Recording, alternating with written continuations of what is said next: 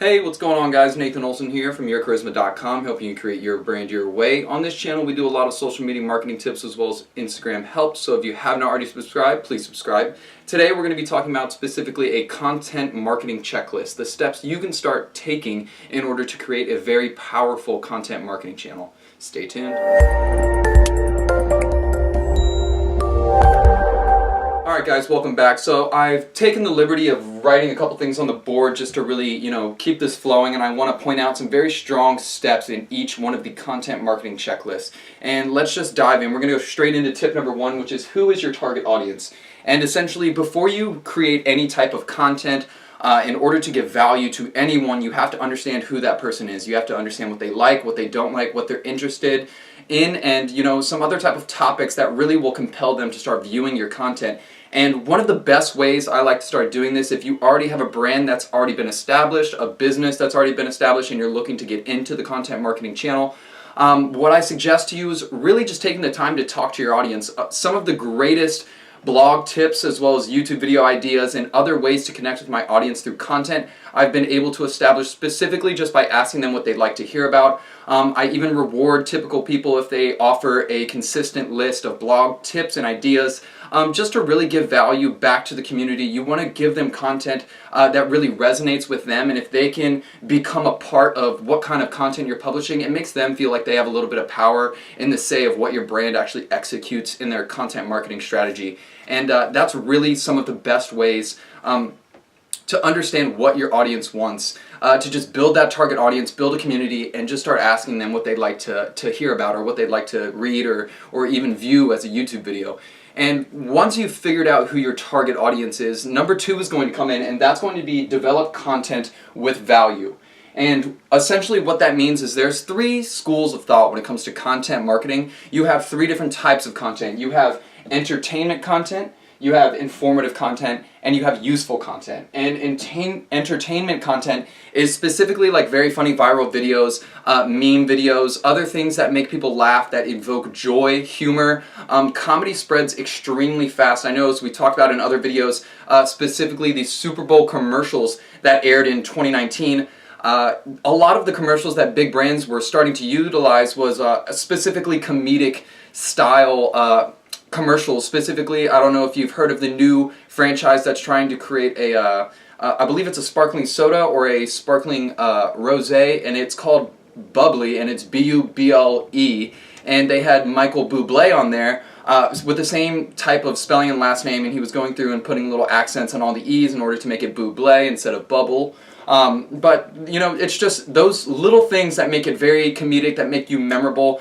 People love to share funny, joyous things with other people. And in the same fact that people love to share joy and other entertainment values that really are humorous, a lot of fear-mongering and negative style content works too. I do not suggest this just because I live in a more positive realm and I want to bring about positive energy because there's so much negative out there. However, negativity does work extremely well. That's why insurance is still a thing. The reason you buy insurance is because, God forbid this happen and you lose, X, Y, and Z, you'll be reimbursed with the insurance that you're paying, but the likelihood that you'll ever be in a catastrophic event where you'll need to reclaim that insurance is relatively low, and that's how insurance companies are able to stay in business and actually funnel through a lot of their plans. So negativity does work, but I'm just going to strongly suggest positive just because let's try to build a more joyous and a laugh-filled world. So going on to number two, we still have informative content. And the same thing, informative and useful are very closely related. Informative is just content that could be about, typically anything that would inform the reader, viewer, or follower, subscriber about a particular idea, maybe even a particular subject. We could be talking about, how to build a content marketing checklist. This would be a type of informative content, but it would also be useful content.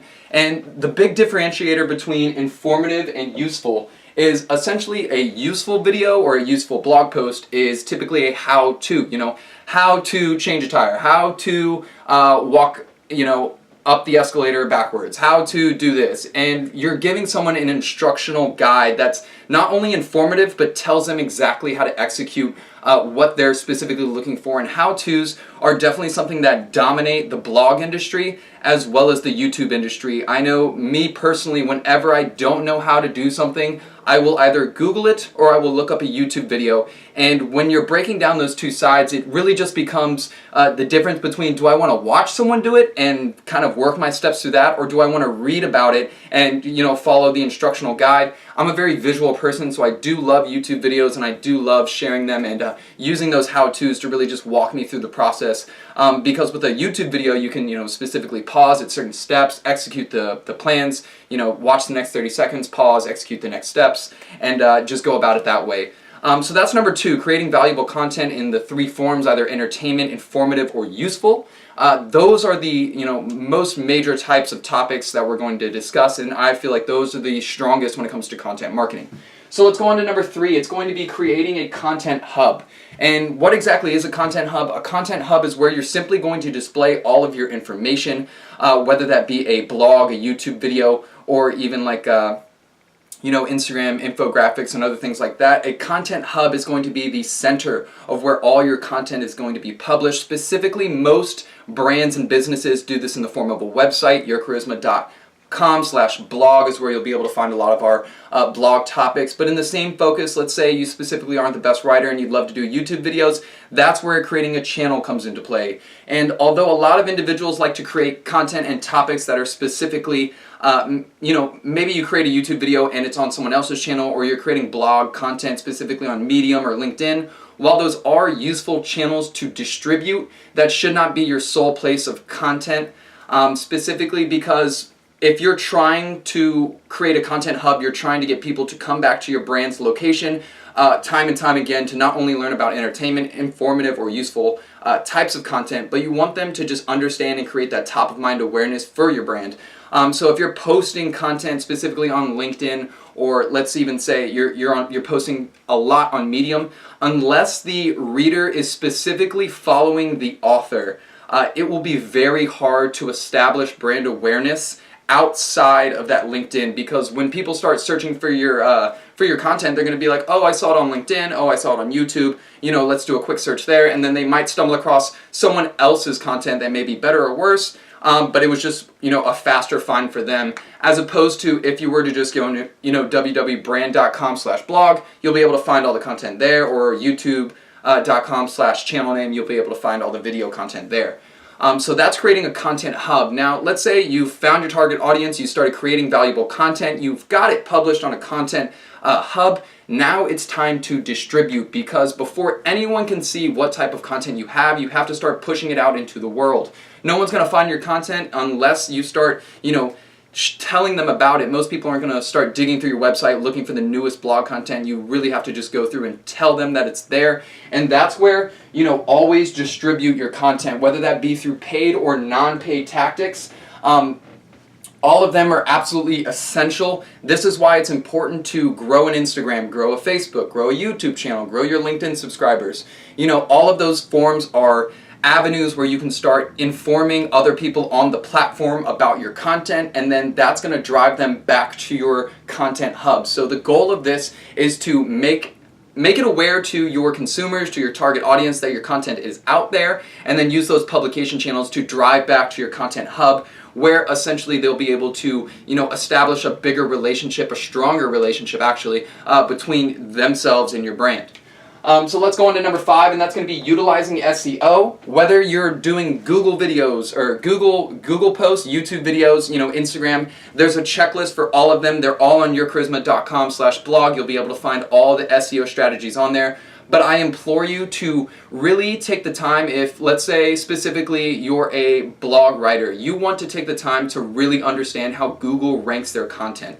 And there's a ton of, tips and checklists out there that are going to tell you, look out for keywords, page view sessions, the amount of words that are actually on your content, the amount of backlinks that you have, all of those terms, all of those tactics and techniques in order to help your content rank higher is ultimately going to help your brand and your business gain more exposure, because it will be one of the top results in Google. And let's face it, unless you're doing some very deep digging, if it's not on page 1, you're probably not going to see it. The difference between page 1 and page 3 views is absolutely astronomical. I implore you to go look up the statistic.